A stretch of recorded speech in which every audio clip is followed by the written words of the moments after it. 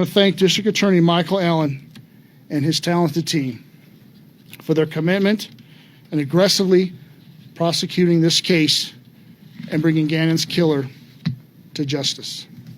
Thank you. Now, I have the honor, privilege of introducing Gannon's loving parents.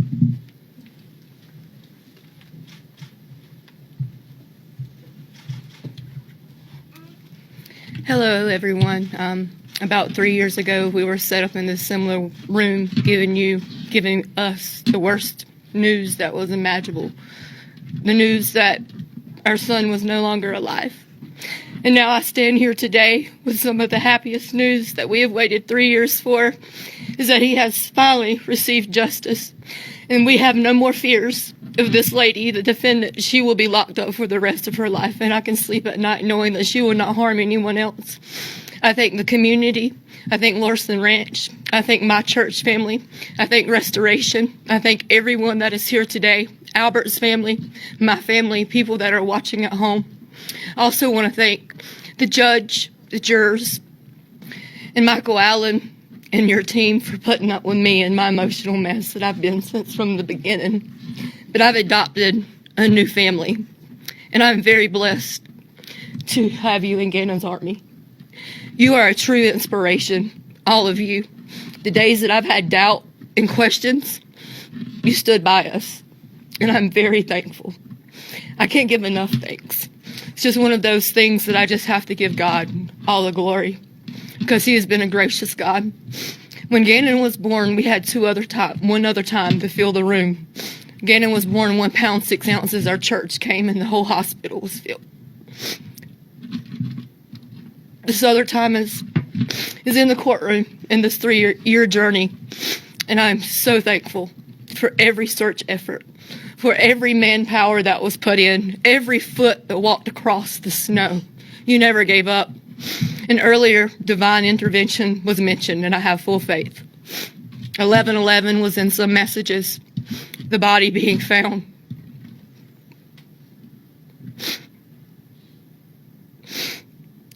It's one of the hardest things to accept, but it was also one of the biggest pieces to this puzzle.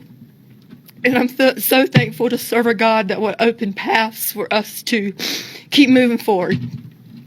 And so I stand here today when I encouraged you last time just to do good deeds, to make sure you tell your loved ones you love them. If you have a hard spot in your heart, just pray that you can get it out, because you're never promised tomorrow.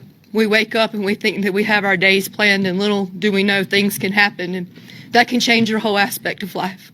But I pray that our community continue to come in together in times that we definitely need it. There's too much evil going on in this world. And I am blessed to be Gannon's mom. 11 years that we were given with him, he's done more in his 11 years than a lot of us would do in a lifetime. So I pray that and ask that you continue to carry his legacy. And I will be forever grateful and proud for everything that you all have done. I thank you with all that I have. And again, thank you, team, for everything. You are my family. And Gannon is dancing. I know that he is. And he's running the clouds like Sonic. And I'm sure he's singing songs, as you know, Albert. And he's probably looking down, playing video games with you and letting us know what game's going to come out next. He's never going to leave us. And I'm so thankful that you're his father. And it's been an amazing blessing to call him our son. So thank you, guys.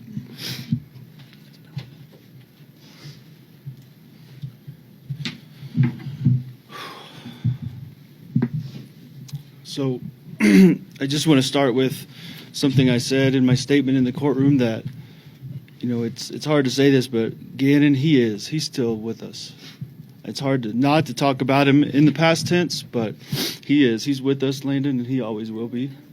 And I feel that he will be with many of us through the community and the families that are here and all over this country, as I've learned throughout this investigation. So thank you all for that and your love and support. Today, I just want to leave you with 2 words. And the first word I don't use lightly based on what we've been through for the past 5 or 6 weeks, but the dichotomy of this situation. As what we saw in the courtroom today, I think is a true win for everybody involved, for the justice system, for us as the family. But But for me, it only solidifies the loss. The loss that I'll never get to see my boy again. And as we learn to move forward, we're never going to move on, but as we learn to move forward in our lives, we're never going to let him go. And that I can stand firm on. The second word I want to leave you with today is joy. And before I get into that, I do want to say, remind the world, the only crime Gannon committed was being a mama's boy. And if that carries a sentence of death, then I'm next, because I love my mama. And I guarantee you there's men and boys all over this world who would carry the same thing. I'm a father now to some additional kids that have come along my way, and 6 boys, and they're all mama's boys too. Every single one of them. But that second word, joy, that's what I want to leave you with. As a result of this horrible tragedy, I've had so many positive things come in my life. The community support, the finding a new family, as Landon said, with the all the people that supported the investigation. But my wife, who also had a tragedy in her life, Melissa, lost a son in 2020 as well. One that didn't get the publicity of Gannon, one that nobody knows about. But we decided as we met and developed our relationship that through tragedy we will triumph. And the joy that she has brought into my life, and we have 6 kids, and all those kids have brought into my life as well, is worth every minute of the heartache. As she said in her words that she had me share, would we trade it for having our boys back? Absolutely not. But all we can do is take what we're given and move forward and try to find the joy in our lives and not let the pain overcome us. As you heard in my statement, I refuse to let the pain and the heartache and seeking vengeance overcome me and take me away from who I am. And lastly, obviously, I've already expressed my thanks and gratitude to everyone you see in front of you, but I do want to say a special thank you to the media. Early on in this, I asked you to take a step back from doing your job and show me and the rest of Landon and I and our family some respect, and I promised you that when this is over, I'll do my part and answer some questions. And I think we're going to get into that in a little bit. But from the bottom of my heart, Nicole, Colette, and everyone else that has had a part of the media, thank you so much for respecting us, our privacy, our peace, and all of that. I thank you.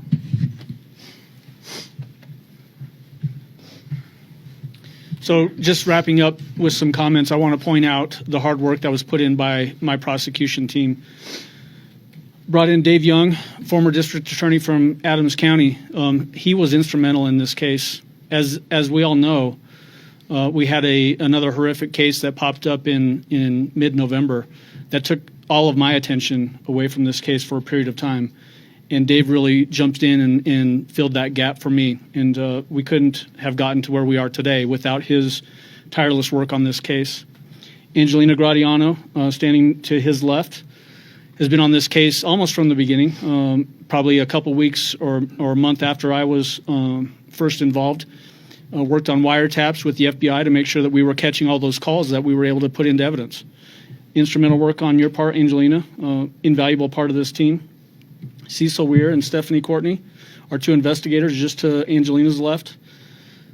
Fantastic investigators. They have done everything we've asked them to do throughout this case, marshaling evidence to the courtroom, doing interviews, really anything that we've needed on this thing. And can't say enough great things about the work that you 2 have put in on this case, so thank you. Finally, the last part of our team that's up here with us is Kim Danluck. She just got promoted to a manager position, so everybody should congratulate her for that. But she is, without a doubt, the best DA's paralegal in the state of Colorado. The work that she has put in on this case to help us achieve justice for these 2 can't be counted. There were nights when the rest of us would be here late and then we would leave. She'd still be here. One night, in fact, we all left and she goes to her car late that night and she had a flat tire and had to call her husband down here to help her change that tire. All of these people are dedicated to the pursuit of justice. That's what the DA's office is all about. That's what everybody standing up here is all about, is pursuing justice, giving a voice to those who can't speak for themselves in the courtroom. And I can't say enough good things about this team and about the work that they put in, the dedication that they put in. And I actually just realized I missed a person down there. the bald guy down there standing by the FBI, Kevin Clark. I stole him from CSPD as a crime analyst, and he has been instrumental in this case as well.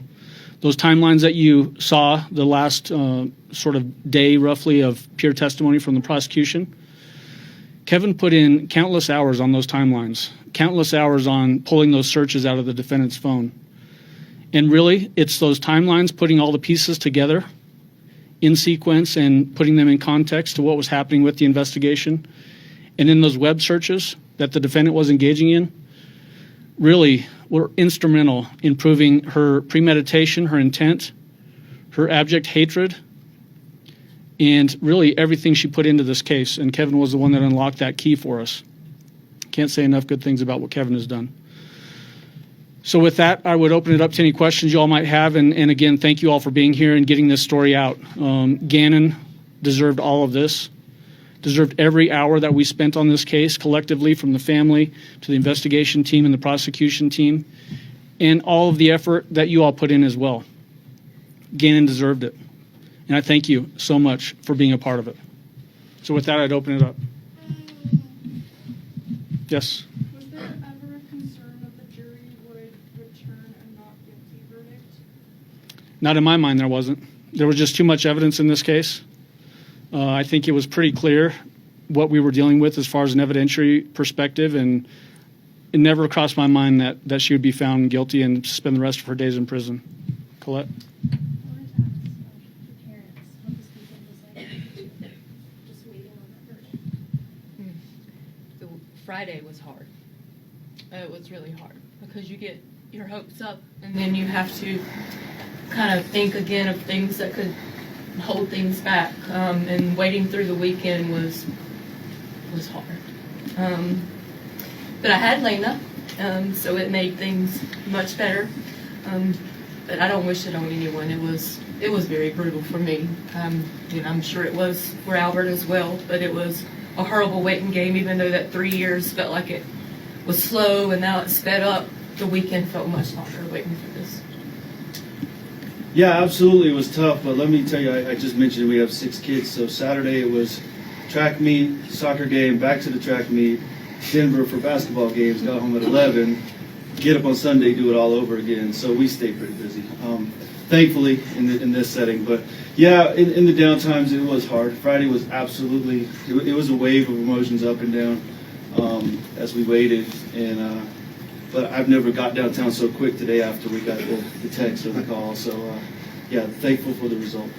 Joe said he's going to get rid of that speeding ticket. Yeah, please. What speeding ticket? When you guys, if you don't mind standing at the podium when you answer, but to the parents, when you heard guilty come from the judge, what was your reaction? I could Come breathe over for here. the first time. They want you on microphone. Yeah, sorry. I could breathe for the first time. Sitting back and you have a 50-50 shot, right? It's one way or the other. And so when that guilty verdict and everything came out, I was happy. Like, it's one of those times, it feels like a little kid at Christmas time, if that makes sense, that you've waited so long and the day is finally here. So it was the best feeling. So.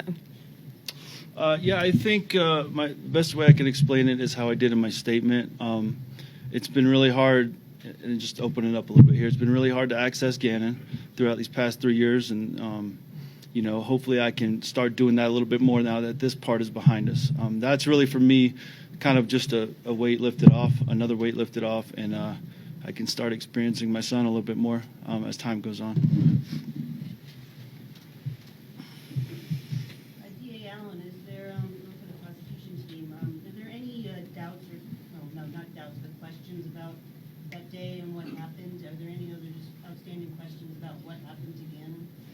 Well, we know what happened to Gannon. What we don't know is truly the why. And that's something that we'll live with forever. We're never going to know that. This defendant is not the kind that's going to ever give us that satisfaction. In fact, I think it's fairly clear from the evidence that we presented at trial and her conduct during trial, which was abhorrent, completely abhorrent. It's just another twist of the knife.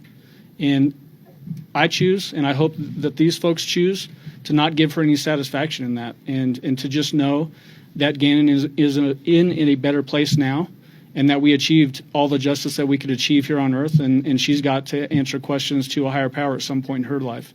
But that's not for us to consider. That young man, that beautiful little boy, did not deserve what he got. It's the most horrific thing I've ever seen as a prosecutor. Can you please confirm the charge that was dismissed? Yeah, you're talking about the other case? Yeah, so that was based off of a solicitation to escape from the jail. There was statements made from other people in the jail that she had solicited another inmate to help her escape from the jail. Really, the level of that case is so low that it's inconsequential and would not have really done anything for us in the big grand scheme of things. My goal is that she's been convicted now and sentenced to life in prison without parole. Let's get her off to her last place here in Colorado, which is the Department of Corrections, where she'll serve the rest of her days in prison.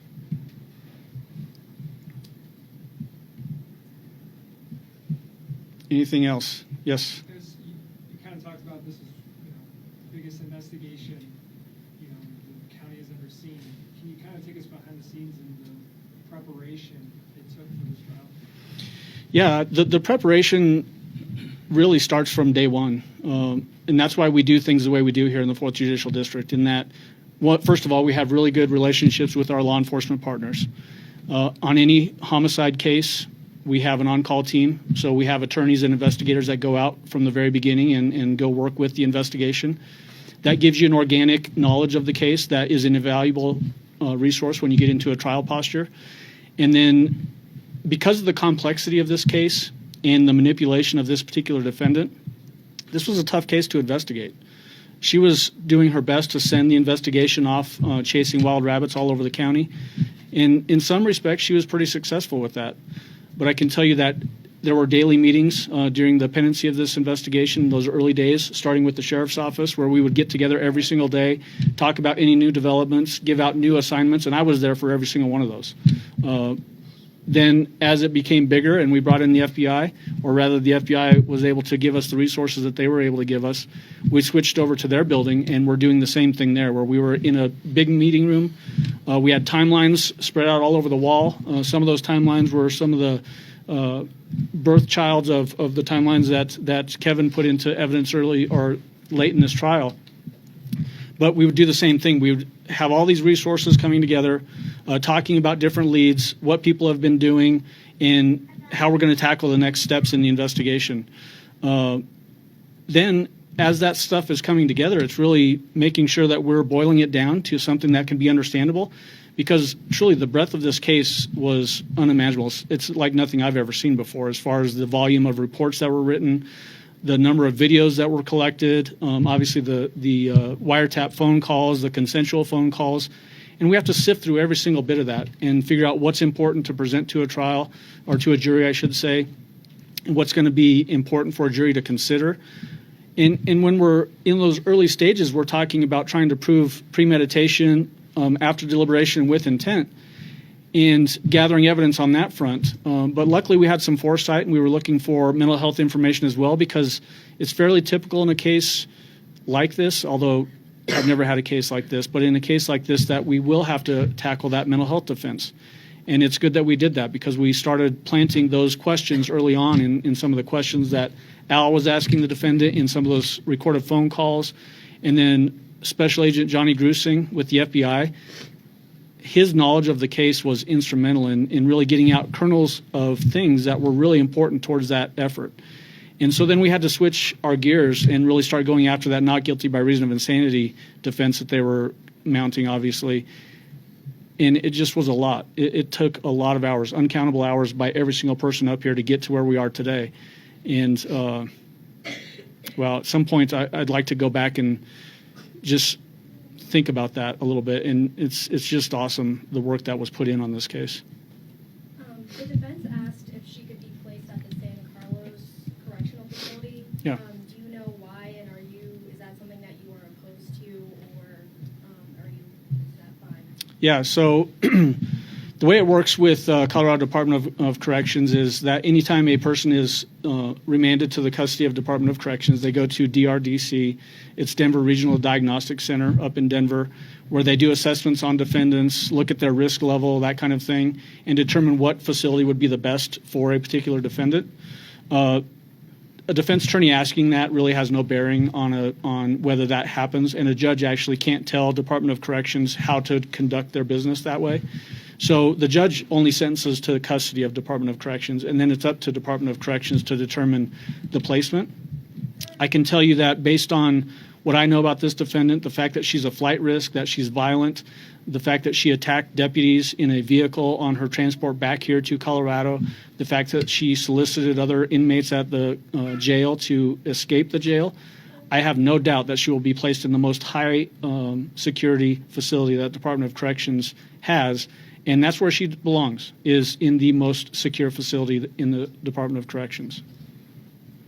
Yes? If she goes on to appeal, is that something that you're already prepared for, or how do you expect to tackle that if that comes up? Well, that will undoubtedly happen. In any case of this magnitude, there will be appeals. The way that you prepare for that is really starting again from the very beginning, making sure that you're getting a good investigation, and then making sure that you're putting on a really strong prosecution, that you're following the rules of evidence, that sort of thing, making sure discovery is accounted for and provided to defense. If you do those things at the early stages, you're going to fare much better in the appeals process. And that really gets back to that preparation question that I got just a moment ago, is that not only are you preparing for the trial on a case like this, you know you're going to go to trial, and so you're also thinking about any appeal ramifications that might exist down the road, because they will come. But because of the effort that we put in this case, I don't really have any concerns about that. But we'll tackle them when they come. And then just to clarify, didn't she technically receive 2 life sentences for the 2 Yeah. separate murder charges, the one for the child? Yeah, so there were 2 counts of murder in the first degree. The one count was murder in the first degree after deliberation and with intent. That was count 1. Count 2 is murder in the first degree, child under 12, position of trust. She received life sentences on both of those 2 charges, but because there was only one victim, they actually merged together to just be one sentence. So she can only serve one sentence for those 2 charges. And it's one life in prison without parole sentence that are a result of that merging. Yes? I just want to say in her, Landon, this is a hard question to answer, but Landon, you specifically said you've been waiting for this day for 3 years, more than 3 years. I'm just wondering, where do you two go from here? What's next for you two? We have a foundation for Gannon. I hope to put some work in it. So some other families, especially in Colorado and back in hometown, do not have to go through the things that families go through.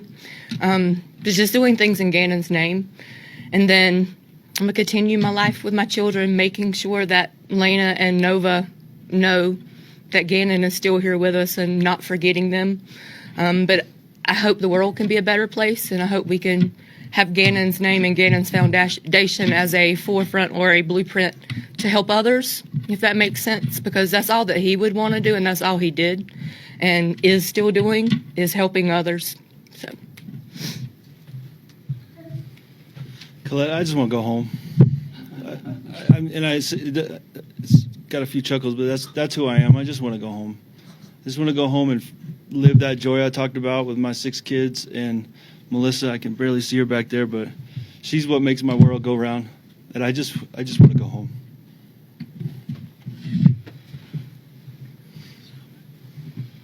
All right, unless there are any other questions, we're going to go ahead and wrap it up. Thank you all for being here.